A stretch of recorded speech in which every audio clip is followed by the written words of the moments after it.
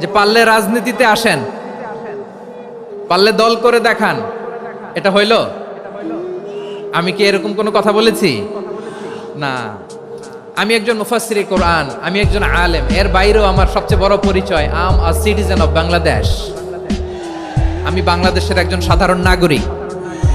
আমার দেশের যে কোনো সমস্যা, যে কোনো ইনকনসিস্টেন্সি, অসঙ্গতি নিয়ে মত প্রকাশের স্বাধীনতা আমার আছে না নাই? আপনারাই তো বাক স্বাধীনতার কথা বলেন, ফ্রিডম অফ স্পিচের কথা বলেন, বাক স্বাধীনতার কথা বলেন। আপনারাই যদি আবার কোনো মন্তব্যের কারণে বলেন যে রাজনীতির মাঠে আসেন, দল করেন, দেখি কতটুকু পারেন, এটা ঠিক হবে না।